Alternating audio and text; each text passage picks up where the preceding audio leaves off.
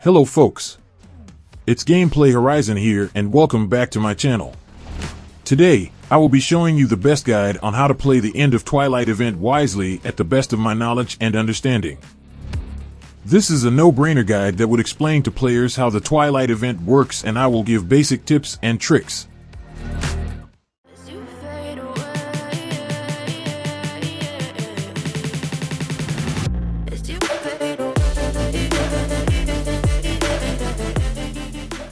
Number 1. You need the following heroes with the best equipment that you have. At least 3 tanks or defenders. Any tank will do so, provided you have upgraded the exclusive equipment to level 20 or above so that it can defend enemies on higher level. 2 assassins, and I would suggest Bailey, Hudson, and Randall also have an exclusive equipment level 20 or above in order to penetrate enemies at stage 6 and above. Perfect. 2 healers, Serena and Masrani, fully equipped with upgraded exclusive equipment level 20 or above.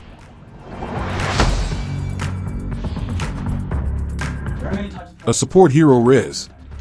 You will need him in some cases like stage 7-6, where you can tandem him with Bailey, Hudson. 2 hunters. Emma and Taylor or Bot Mark II are the best, also with upgraded exclusive equipment level 20 or above. If you have Vanguard heroes like Creek, Artis, or Muka, that would be fine, and same with upgraded exclusive equipment level 20 and above. And last is you need 3 energy heroes. The most recommended energy heroes are Luke, Poluno, and Omar. Nautilus would be also good provided you have 2 AoE energy heroes, and Nautilus will be the boss killer. Also with exclusive equipment level 20 and above. Number 2. The bonds. There are 5 bonds on the left side of your screen which give additional passive stats. There are 2 hidden, or shall we say, it is up to you how you will combine your heroes. For further explanation, let us tackle them one by one. The Generalist Bond. The requirements of this bond are 5 heroes, and 1 hero of each class should be inserted in your lineup in order for the Generalist Bond to be activated. The passive stats effect of this bond is that the damage taken of all your heroes cannot exceed by 30% of max HP in a single attack.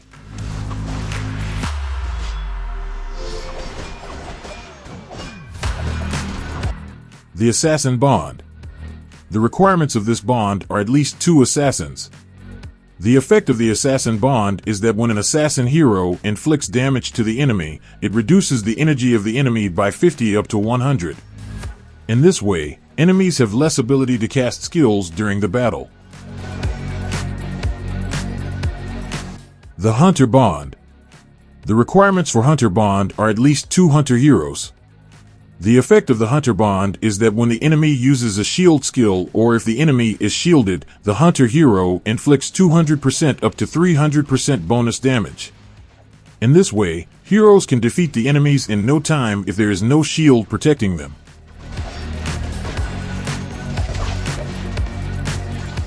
The Vanguard Bond. The requirements for Vanguard Bond are at least 2 Vanguard heroes. The effect of the Vanguard Bond is that when they inflict damage to the enemy with less than 100% HP, it ignores 50% up to 100% damage reduction of the target enemy. Honestly, I did not use the Vanguard Bond since I don't have an immortal hero. Guan Yu and my Artis and Muka are still in level 10 exclusive equipment. In addition, in some stages, Crete is very useful together with Hudson. The Energy Bond. This bond is what I like the most. The requirements for Energy Bond are at least 2 energy heroes. The effect of Energy Bond is that when energy heroes attack summoned enemy units, it inflicts 200% up to 300% bonus damage. I really love to use Luke and Poluno because they can bypass enemy tanks and you can see damage dealt everywhere on your screen. In addition, I used Luke and Poluno even in the early stages using Energy Bond up to stage 5.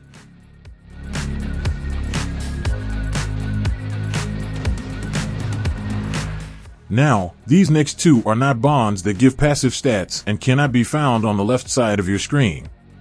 You will encounter these two, the CC bond or crowd control bond, and the create an efficient lineup. The CC bond or crowd control bond does not give any passive effects. The meaning of this is that you will use heroes that inflict stun effect on an area. To create a crowd control bond, you will use Crete, Bailey Hudson, Randall, Oak, and two healers Serena and Misrani. Use Gautier together with Pain Rune in order for the Assassins and Vanguard to inflict stun effect on their surroundings when losing a shield. This lineup of heroes is the strongest I tested for the crowd control bond, plus it has an Assassin bond effect. The create an efficient lineup is a trial and error lineup which you can swap heroes to see if it can defeat the enemy or not. You can use any of the 5 bonds on the left side of your screen. The best lineups so far that I tested for this were Luke, Polono, Misrani, and 2 tanks. I used the energy and tank bond for this. If you cannot defeat the enemy, you can press retry and swap heroes. Also use manual mode at ×1 speed in order for you to have a time to think on where and when to cast your ultimate skills. Also, if you tap the caution button, you can see here how you will win the Twilight event. Let me read it for you. 1. This event mode has 10 chapters, each of which has 10 stages. The 10th stage of each chapter has a powerful boss that can be defeated to earn a wealth of rewards. 2. The HP and energy of heroes are persistent across battles. Heroes that have been killed cannot be used in subsequent battles. When you lose a battle, the HP and the energy of enemies will persist to the new battle. Enemy units that have been killed will not respawn. When the battle countdown timer ends, all heroes on the battlefield will die. 3. You may reset your heroes once a day. When heroes are reset, their HP are restored to max of full health. The reset function refreshes every day at 5 o'clock. 4. When an allied hero is deployed, they may receive or trigger a class bond if conditions are met. Make use of the class bonds to reduce the difficulty of the stages. 5. The first 10 players to clear a chapter will be named as Herald, and will provide the Herald's power buff to all players who challenge the stage after them. The buff greatly reduces the basic stats of enemies in the corresponding chapters. 6. The event will remain active for a limited time. The final rewards will be issued in accordance with the progress of the players at the end of the event. Thank you for watching, guys, and see you soon on my next video about Eternal Evolution.